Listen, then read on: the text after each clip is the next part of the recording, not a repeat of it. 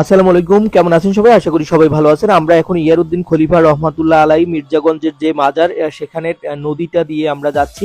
এখান থেকে যত নদী এবং ইঞ্জিন চালিত যত বোট আছে সব কিন্তু এখানে ইঞ্জিনটা এখানে থামিয়ে যেতে হয়। এর কারণটা হচ্ছে আমি সংক্ষিপ্ত আকারে বলি।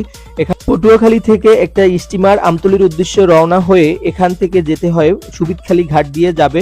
তখন স্টিমারে দুইজন যাত্রী অপমান অপদস্থ করে ভাড়ার কারণে এখানে নামিয়ে দেওয়া হয়।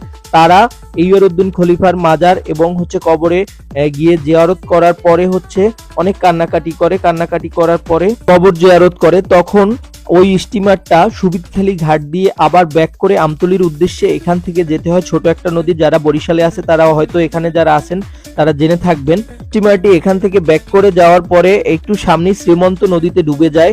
ডুবে যাওয়ার পরে ডুবুরিরা এসে এই স্টিমারটি উদ্ধার কাজে নিয়োজিত হয়। তখন ডুবুরিরা নিচে গিয়ে তারপরে দেখে যে স্টিমারের ভিতরে দুইজন মানুষ ওখানে কোরআন তেলাওয়াত করতেছে। এইগুলা দেখে স্টিমার মালিক যে কর্তৃপক্ষ আছে তারা এখানে মানত করে এই রহমাতুল্লাহ আলাইয়ের মাজারে। মানত করার পরে ওই স্টিমারটা সুন্দরভাবে আবার উদ্ধার করা হয় এবং এই থেকে এখানে যত ধরনের ইঞ্জিন চালিত বোট থেকে শুরু করে লঞ্চ, স্টিমার যত যা আছে আজ পর্যন্ত এখানে যাওয়ার সময় ইঞ্জিনটা স্লো করে তারপরে যায়। এই ইতিহাস। ভিডিওটি ভালো লাগলে অবশ্যই শেয়ার করে দেবেন। আসসালামু